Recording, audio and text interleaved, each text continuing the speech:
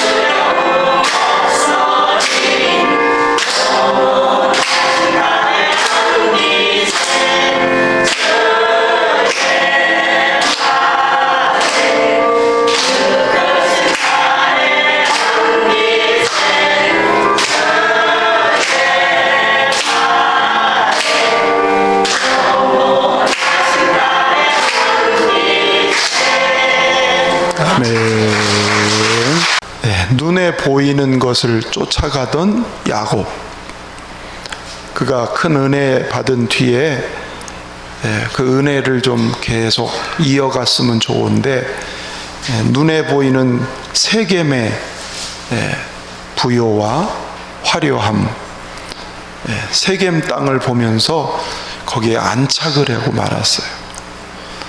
베델의 소원이나 베델의 언약은 마음에서 자꾸 멀어져 가는 거죠. 설마 그럴 리가 있을까? 근데 사람은 환경의 지배를 받아요.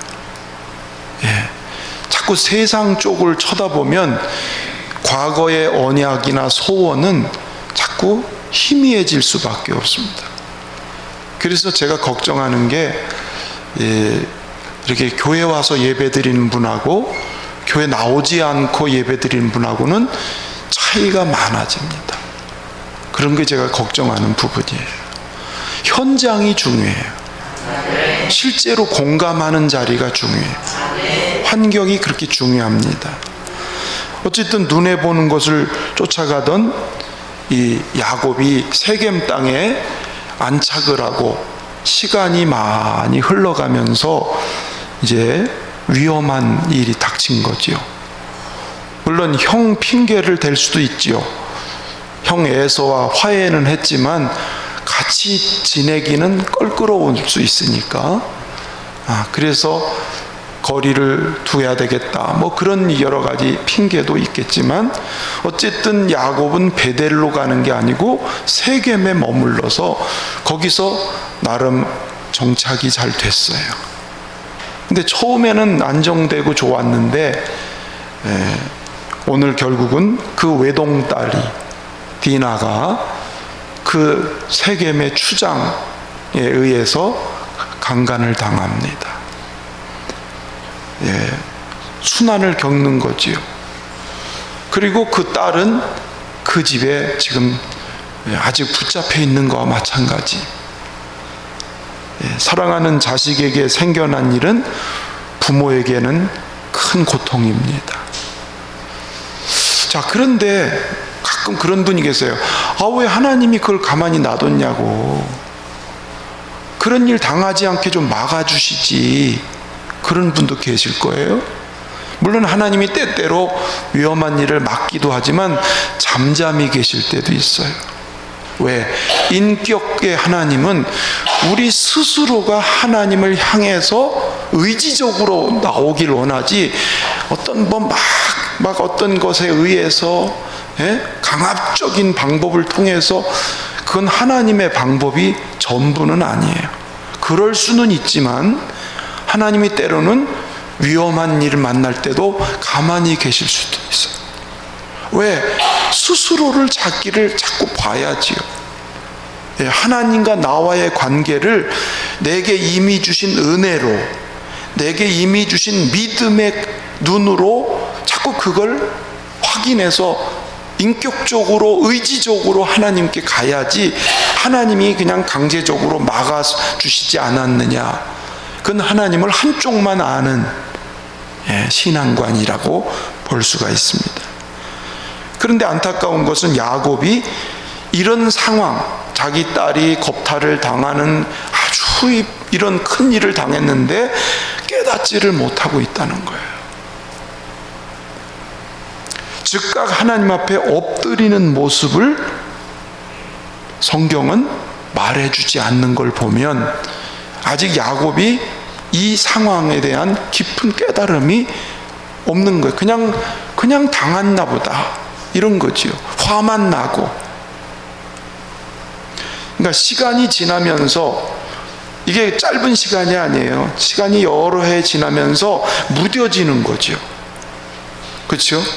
베델했던 약속, 야복강의 하나님과의 그 은혜의 경험, 이런 것이 있긴 있지만 결국 세겜의 마음이 자리 잡으면서 그 하나님에 대한 마음이 무뎌지게 되는. 그러니까 이건 누구든지 장담할 사람은 없어요. 매 순간순간 우리는 하나님 앞에서 자기 자신을 잘 영적으로 봐야지 장담할 사람은 아무도 없다는 것이지요.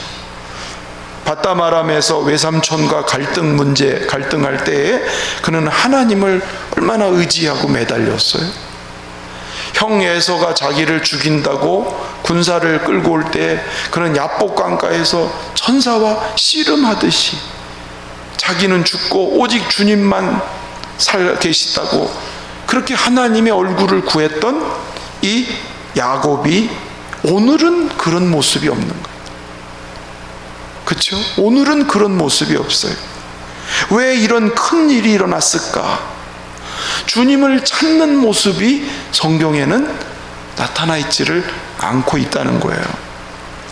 자기 아들들이 알고 있는 걸 보니까 누군가가 양을 치는 아들들에게 이 소식을 전했던 것 같아요. 아들이 불불불불 지금 하고 있는 걸 보니까 아버지는 아들들에게는 전한 것 같은데 왜 하나님에게는 안 전할까? 이 상황에서 왜 하나님께는 고하지 않고 아들들에게는 고하고, 아들들이 무슨 방법을 이걸 해결할 수 있을까? 그러니까 하나님이 원하는 방향이 아닌 자꾸 인간의 생각으로 찾고 있는 이 야곱의 모습이 영적인 현주소를 말해주고 있는 거죠. 여러분, 세상과 육신을 자꾸 나도 모르게 따라가다 보면 하나님을 향한 시선은 둔해집니다. 어느 순간에 내 눈이 하나님의 시선과 마주치고 그 하나님의 시선을 의식하는, 그게 영이 살아있다는 거거든요. 그렇죠? 무슨 일이 있으면 하나님, 이런 반응이 나올 때에 영이 살아있는 거거든요. 그렇죠? 삶에 아무 문제가 없이 사는 사람은 없어요. 내 마음의 시선이 하나님이 아니고 하나님에 대한 시선보단 자꾸 세상과 사람, 아들들에 대한, 여전히 하나님은 잠잠하고 계세요. 너 왜 그러냐? 너 지금 뭐하고 있냐? 이렇게 하나님 말씀하지 않아요. 하나님이 그동안 주신 은혜가 얼마나 큰데 이제는 스스로 하나님을 찾고 하나님을 그 뜻을 바라봐야 될, 이미 그 정도의 은혜는 경험한 사람이니까 하나님이 애기 다루듯이 그러고 싶진 않으셔요. 장성한 사람은 장성한 신앙에 그 답게 스스로 하는 거지. 그게 성숙한 거 아니겠어요? 그러니까 하나님은 때때로 우리가 빗나간 길을 갈 때도 가만히 계세요. 어려운 일을 만나도 가만히 계세요. 잠잠하세요. 위급할 때마다 나타나셨던 하나님이셨는데 지금은 잠잠하세요.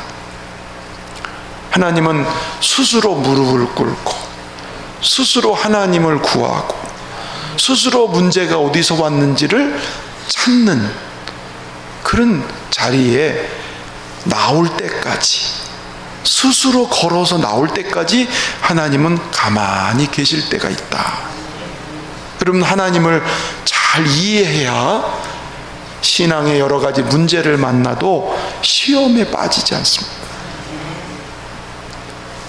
자, 그런 사이에 세상의 유혹과 도전이 강하게, 잠잠하고 계신 그 사이에 강하게 다가오고 있어요.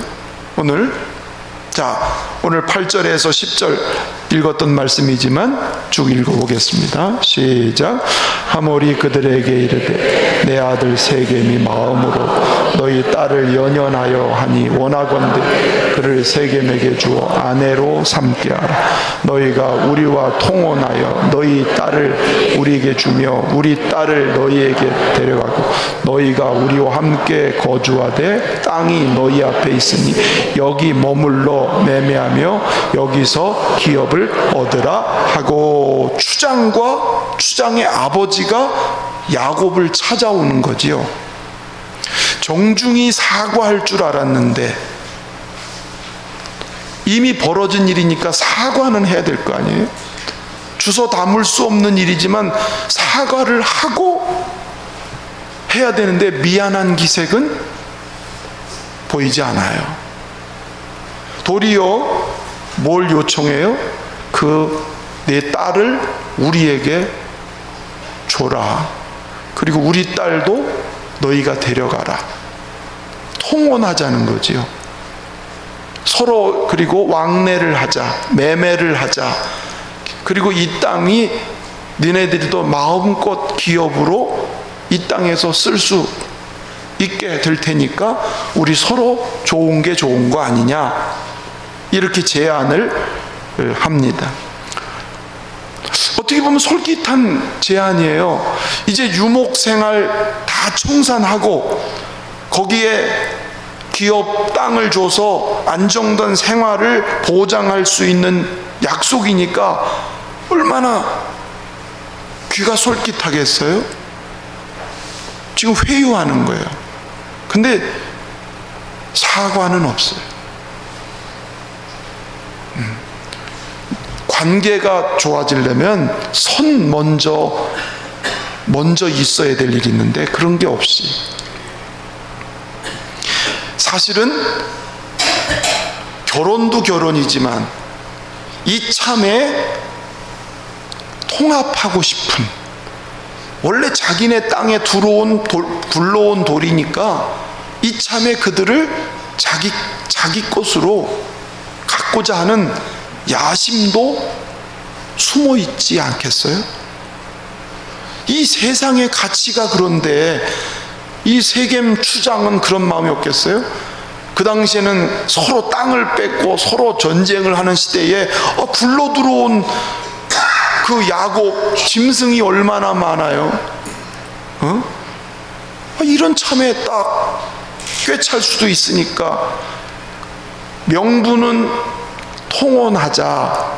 물론 그것도 야곱 입장에서는 받아들이기 어려운 거지만 어쨌든 제안이 아주 솔깃한 제안을 했습니다.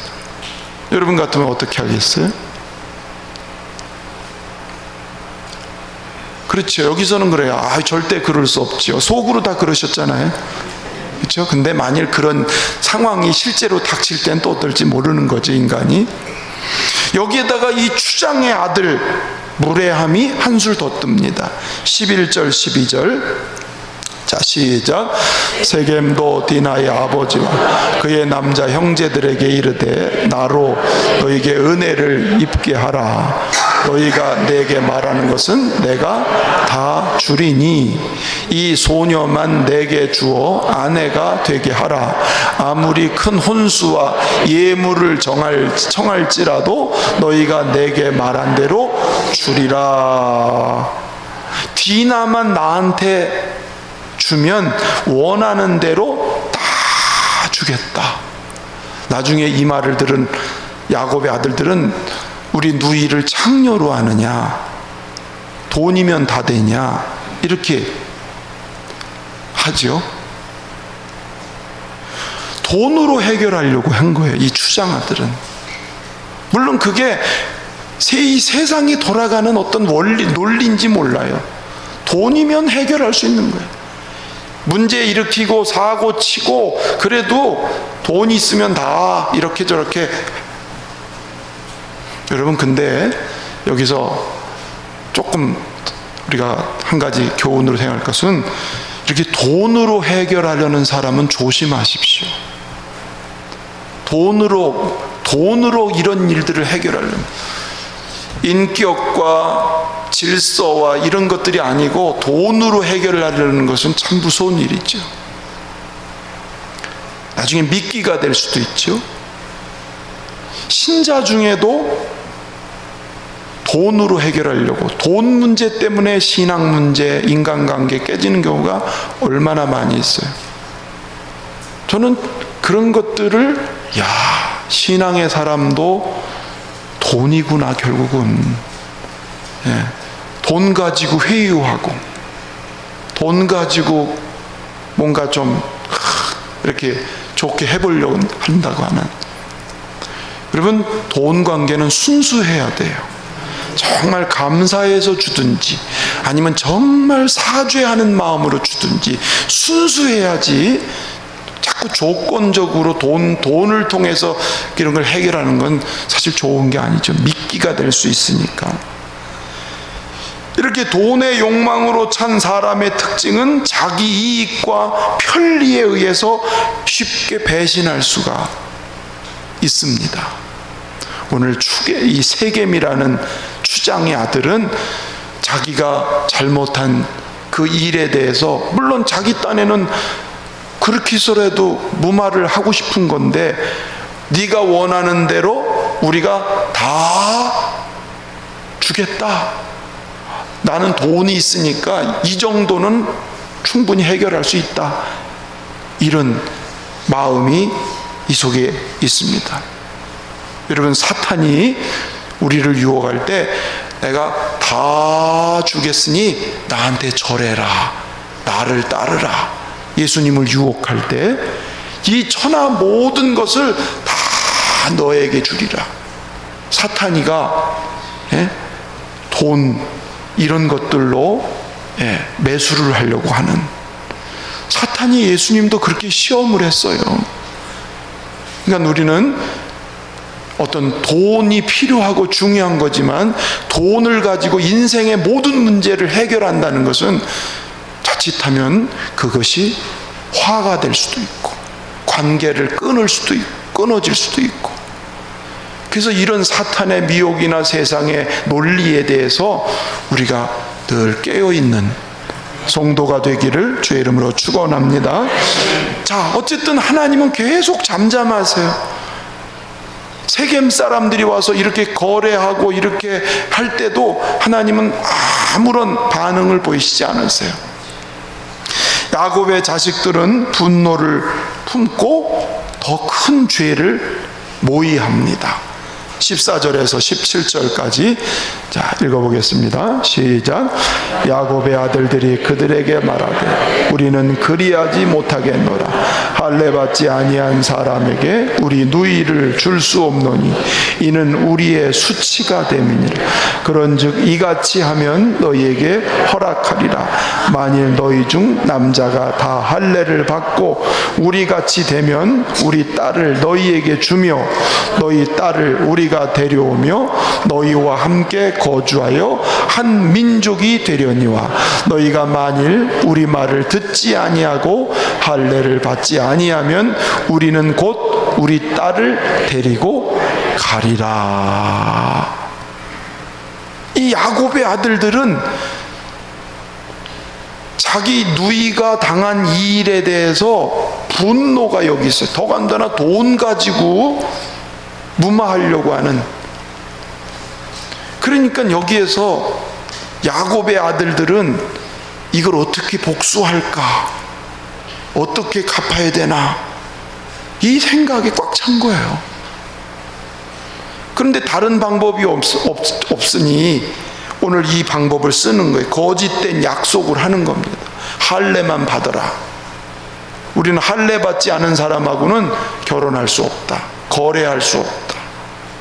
그러니까 남자들이 할례만 받으면 그러면 너희와 통혼도 하고 너희와 교제도 하겠다.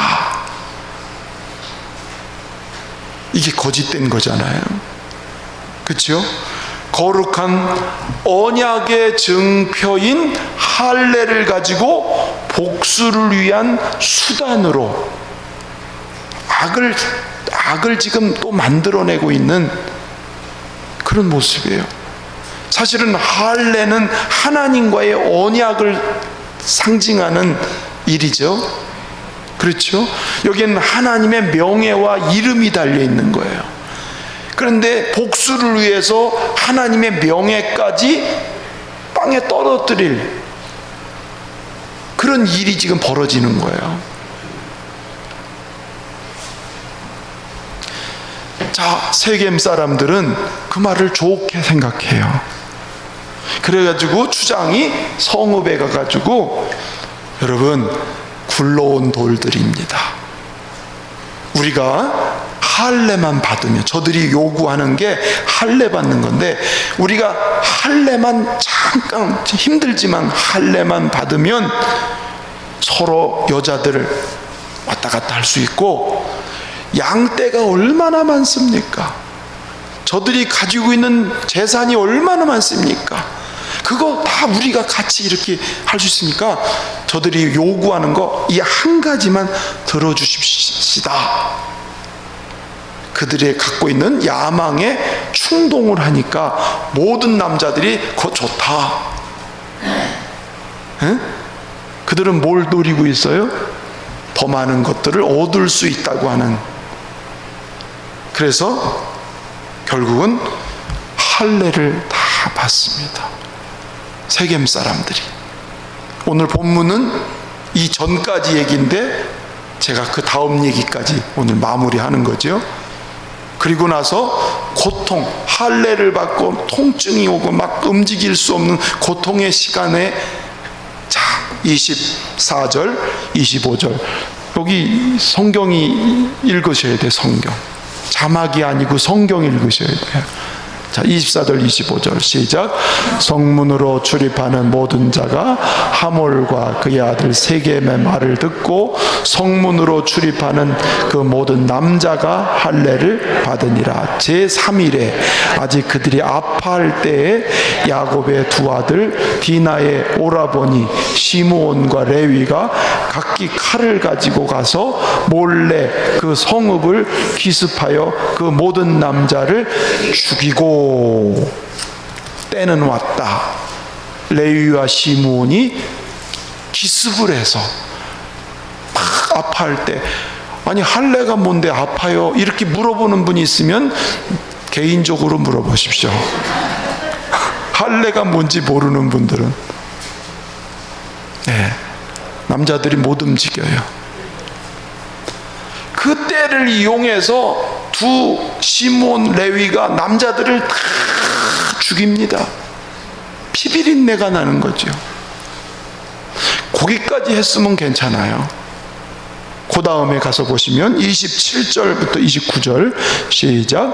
야곱의 여러 아들이 그 시체에 있는 성읍으로 가서 노략하였으니 이는 그들이 그들의 누이를 더럽힌 까닭이라. 그들이 양과 소와 나귀와 그 성읍에 있는 것과 들에 있는 것과 그들의 모든 재물을 빼앗으며 그들의 자녀와 그들의 아내들을 사로잡고 집 속의 물건을 다 노략한지라.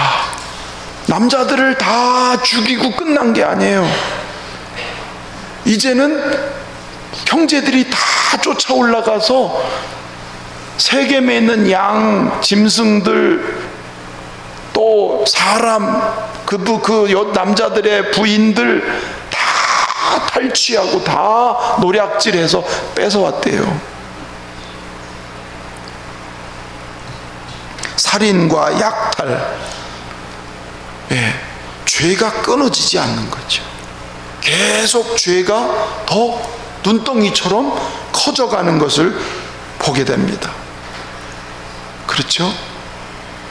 이들은 변명할 수 있을 거예요. 그들이 우리 동생을 했기 때문에 막 탓을 하고 변명을 늘어내면서 자기들이 한 일을 합리화하면서 얘기할 거예요.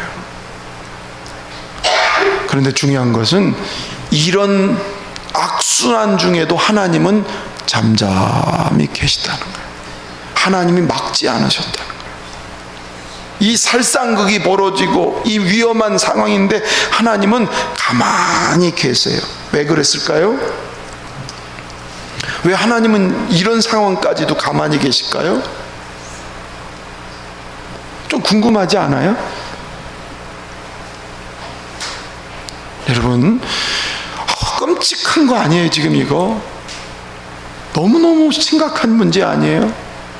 왜 이렇게까지 놔두냐면 인간의 마음이 얼마나 굳어지고 완고하면 이 끔찍하고 고약한 상황을 당하지 않으면 돌아설 생각을 못하니까.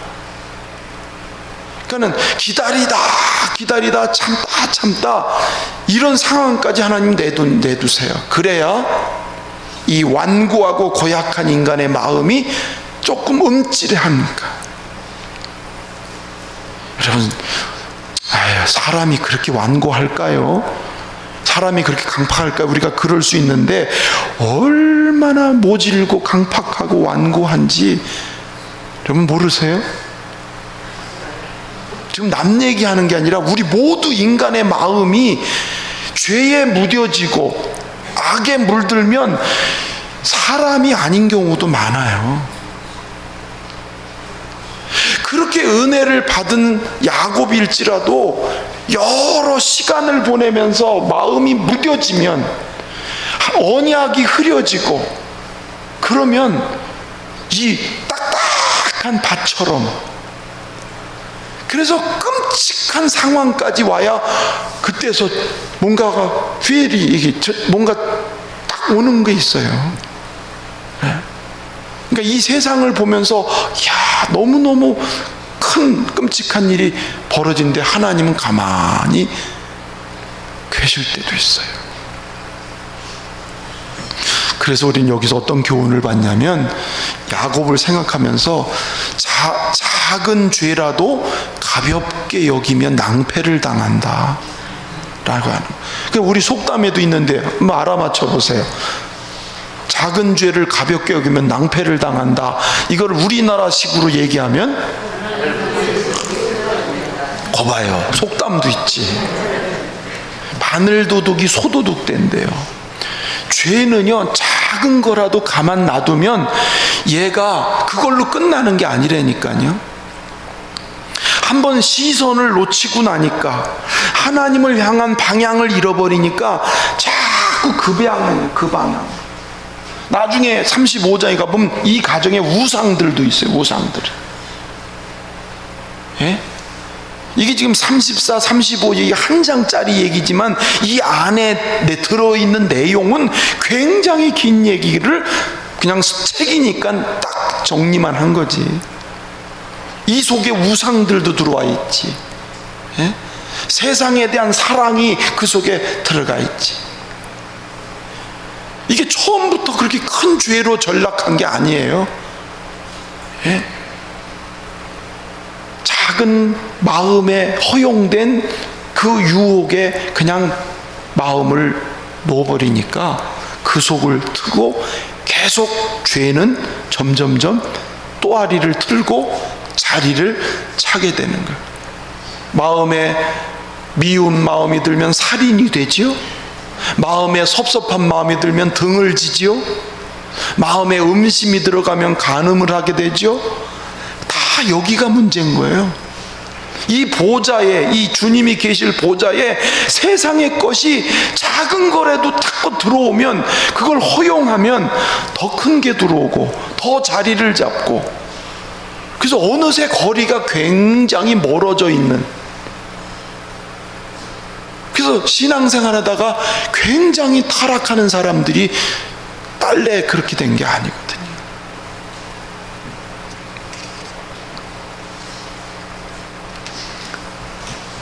여러분, 그래서 때로는 가정에 혹은 자녀들에게 문제가 오고 물질적인 문제가 오고 내 가정과 삶에 뭔가 자꾸 이렇게 여러 가지 생기면 빨리 안테나를, 하나님 자기 죄를 수색하세요. 그리고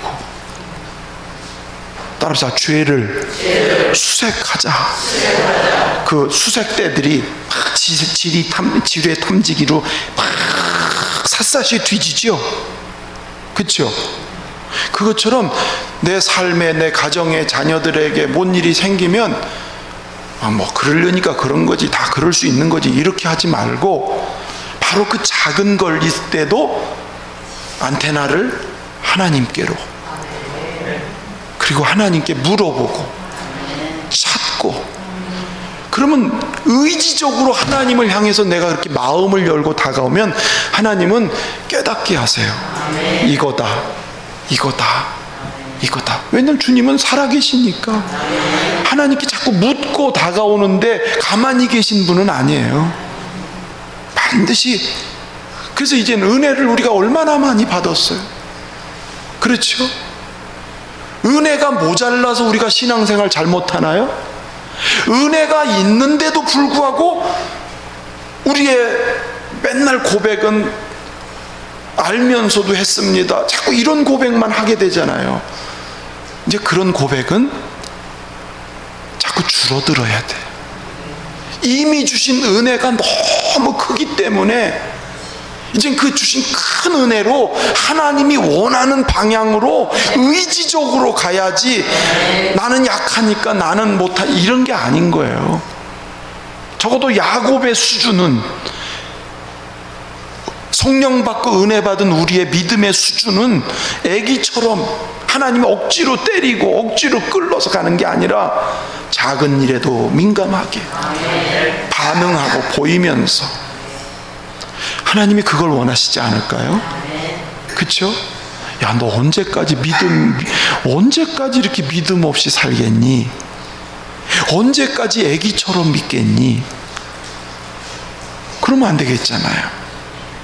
그래서 항상 안테나, 그걸 하나님께로 주파수를 맞춰서 자꾸 바른 방향으로 가시기를 축원합니다.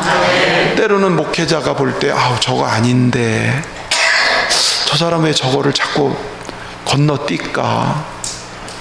왜 이 중요한 것을 그냥 슬쩍 이렇게 할까? 그럴 때가 보이잖아요. 그래도 말하기가 어려울 때가 있어요. 왜냐면 그거를 말해줘서 아이고 감사합니다, 아유 고맙습니다, 알게 해줘서 이러면 좋은데, 옳은 말도 못 받아들이면 그걸 상처를 받고, 그래서 뭐라 그래요? 이거 척을 진다는 게 좀 싫어해. 그래서 관계까지도 좀 그래. 그래서 권면을 해야 돼, 말아야 돼? 이 얘기를 해줘야 돼, 말아야 돼? 그럴 때도 있어요. 제가 그거 하다가 좀 손해를 많이 봤거든요. 권면하다가 이렇게 강대상에서 선포하고 말아야지, 개인적으로 권면하는 건, 그렇다고 여러분 내가 권면 안 하는 사람이냐? 물론 하여. 근데 스스로 발견했으면 좋겠다. 아멘. 야곱이 두려워졌습니다. 30절 시작. 야곱이 시몬과 레위에게 이르되 너희가 내게 화를 끼쳐 나로 하여금 이 땅의 주민 곧 가나안 족속과 브리스 족속에 악취를 내게 하였도다. 나는 수가 적은즉 그들이 모여 나를 치고 나를 죽이리니 그러면 나와 내 집이 멸망하리라. 거기까지 30절만. 자 보시면 이제 야곱이 큰 일을 당하니까 겁이 나는 거예요. 그 히위 족속들이 세겜 사람들만 아니라 그 둘러있는 휘 족속이 이 소식을 알면 저놈 봐라, 그 두려움이 확 몰려 무서움을 타고 있어요. 여러분, 이게 뭐냐면 양심을 통해서 하나님이 이제 드디어 사인을 보내는, 두려움이라는 걸 통해서 왜 그런 걸까? 왜? 예, 때로는 하나님이 이렇게 그동안 잠잠하시다가 이 큰 충격을 만나서 두려움이라는 것을 느낄 때에, 그때 야곱은 그때서야 비로소 이 눈이 이제 하나님을 향하게 되는 거죠. 이걸 가르쳐서 회개할 기회라고 합니다. 물론 이것조차도 못 받아들이는 사람은 화인이 맞았기 때문에. 화인, 하나님이 양심에 아무리 소리를 지르고 아무리 가르쳐줘도 화인이 맞으면 절대로 끔찍도 안 합니다. 그건 불행한 일이죠. 그런데 야곱은 그래도 하나님의 은혜로 산 흔적이 있기 때문에 양심의 두려움을 통해서 35장으로 넘어가면 그때 하나님의 음성이 들려집니다. 왜? 그의 이 안테나가 하나님을 향하니까 주님이 하시는 소리가 들려져요. 왜 이런 일이 있는지 알게 돼요. 그건 다음 주에 할 얘기니까. 그때 즉시 돌이키는 건 복 있는 사람인 것이죠. 하나님은 어떤 하나님이냐면 잠잠하세요. 이 가정이, 야곱이 엉뚱한 길로 내려갈 때도 막지 않으셨어요. 세겜에 머무를 때도 가만히 계셨어요. 디나가 어려운 일을 만날 때도 주님은 가만히 계셨어요. 더 큰 일을 이루기 위해서 지금 가만히 계셨어요. 여러분, 잠잠하실 때일수록 우리는 깨어 있어야 돼요. 작은 문제가 생길 때 우리의 시선을 하나님께로, 나에게 어떤 문제가 있는지를 짚어보고 깨닫는 지혜가 우리에게 있기를 축원합니다.